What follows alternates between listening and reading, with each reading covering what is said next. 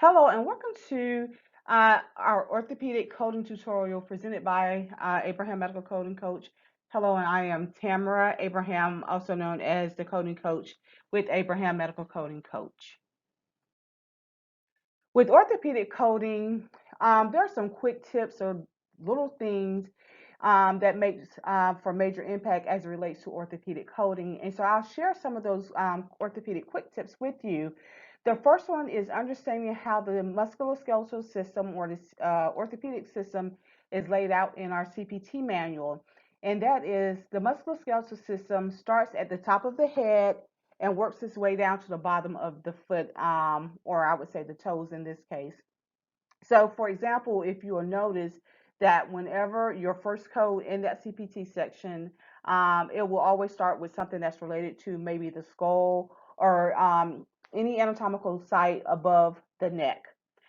Secondly, it also starts with codes or list codes from the inward anatomical location and then extends outwardly. So again, it starts at the top, works its way down to the bottom, and then anything or any procedures that are specific to the internal, and when I say internal or inward, as it relates to the medial point of the body, you have codes that starts with the inward and then it works its way outward. The next thing you want to remember, and this is very, very important, is you want to make sure you determine if the surgeon is actually fixing a ligament, tendon, and or bone. Again, this is a very important tip.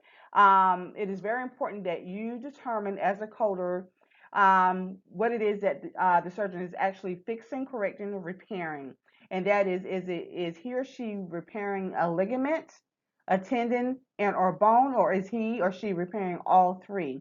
And by knowing this or determining what that surgeon is repairing, that would also help you drill down to the area of the CPT manual in which you need to determine or select your CPT codes. And then you want to remember to add your modifiers.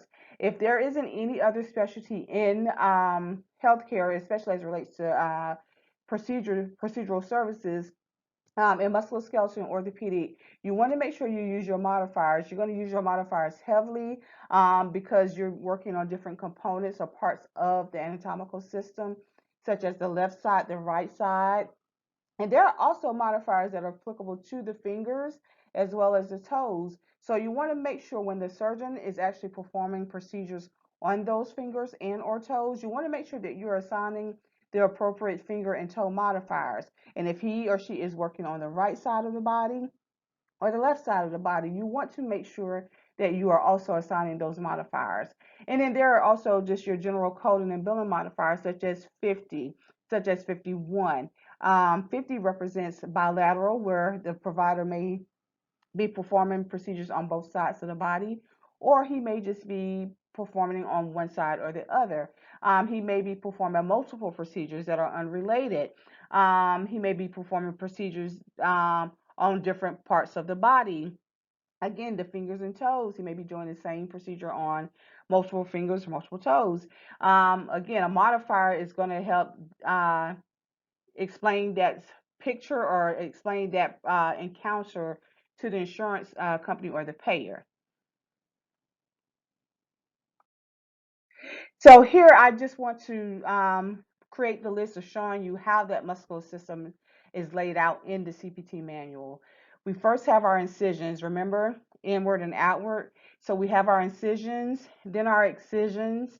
Don't confuse excision with I would say fractures and dislocations. Excisions is they're actually removing something from the body part or from the area. Incision is where they're making incisions into the particular body part. And then also, if you know your medical terminology, you know that otomy is the suffix for incision into. So if you see terms such as osteotomy or capsulotomy or um, tenotomy. So these are key terms that showing that the doctor or the surgeon is making an incision into that particular area. Tenotomy represents an incision into the tendon. Capsulotomy is an incision into the capsule, and osteotomy is an incision into the bone. And then, again, with excisionectomy, means that they are removing something. He may be excision a bone fragment. He may be excising a piece of a tendon or ligament and so forth. So again, excisionectomy is the removal of, or the excision of. And the introduction or removal procedures has to do more so with maybe fixations, like external fixations. For example, a patient may have like a halo for maybe a skull injury. And so you may find codes that are like for those particular procedures where they're introducing that to the body, or they are removing that. So that's what the introduction and or removal procedures are. The next one is the repair, revision, and or reconstruction procedures. Again, it has to do with the ligaments, tendons, bones. Are they repairing the ligament, tendons, or bones? Are they doing any revisions to those procedures or maybe previous procedures? Or are they reconstructing something with the ligament, tendon, or bone? So this is where you're going to find all those procedures. And again, that quick tip, determining what is it that the surgeon is actually repairing, revising, or reconstructing. And then we have our fracture and or dislocation. This is where your fractures and or dislocations are located. Are they repairing, was there a fracture to the bone? Was it an open reduction procedure? Was it a closed reduction procedure? Was it a dislocation procedure? And then this is primarily, or this is specifically related to the bones of the body. Not so much the tendons, the bones. And then arthroscopic. Arthroscopic is where pretty much they're introducing a camera into the joint. So here you'll find all of your arthroscopic procedures, again, ranging from the top of the head to the bottom. Most common ones are um, shoulder arthroscopic procedures, your knee meniscectomies, your ankles, as well as your feet. So this is where you'll find your arthroscopic procedures. Again, this is where they're introducing a camera into the joint. Okay. And then lastly, you have your cast applications and strapping. Again, it's the same way. It works from the top of the head to the bottom of the foot. If they are casting or placing a cast, strap, or splint to an anatomical location, again, to help in the reduction of, I would say, swelling, as well as to help stabilize a fracture. Okay. So in our first ortho case, this is an example of how to determine what anatomical site or area the surgeon is actually providing the service. So our pre-op as well as our post-operative diagnosis is the left elbow symptomatic common extensor tendon tear. Okay, again, the left elbow extensor tendon tear. So his procedure title is a right elbow lateral epicondyle debridement and common extensor tendon repair. Okay, so for me, if we were to stop there, not that we will all stop there, we're supposed to read the op note, but that lets me know that he's actually working on the tendon and not the bone. He's working on the tendon. And so therefore, if I were to peruse my CPT book and search for the code, I know to go to the extensor tendon area in the repair section for the elbows, because again, that is what the provider is stating he is actually going in to fix or to repair. And lastly, we want to just make ourselves aware of what the musculoskeletal joint compartments are. So there's joint compartments in the shoulders, the knees, the ankle, the hand, as well as the feet. So in the shoulder compartment, we have our glenohumeral joint, our acromioclavicular joint, as well as our subacromial bursal joint. In the knee, we have our medial, lateral, and patellofemoral joints.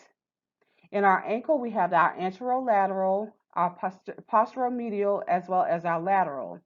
And if we were to drill down further into the ankle tendon compartments, we have the medial, anterior, lateral, and posterior.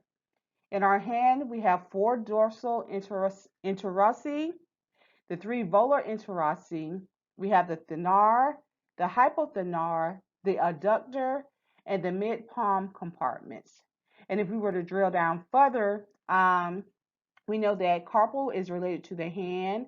We have metacarpal phalangeal joints, and then our proximal phalangeal as it relates to the carpal, again, the hand. And then for our foot or feet, we have the interosseous or interosseous, our medial, lateral, and central. And then if we were to drill down further, we know that tarsal has to do with the foot. The metatarsal phalangeal joint, has to do with the toes, as well as the toe and foot joint, And then our proximal phalangeal as it relates to the tarsal. Okay, so we want to again pay close attention to, or make ourselves aware of the different musculoskeletal joints as it relates to orthopedic coding. This concludes our segment of Code Rhetoric with Tam'Talk. To learn more, please subscribe to our YouTube channel at Abraham Medical Coding Coach Abraham, or visit our website at www.abrahammedicalcodingcoachllc.com, and be sure to follow us on Facebook, LinkedIn, and Instagram. Thank you.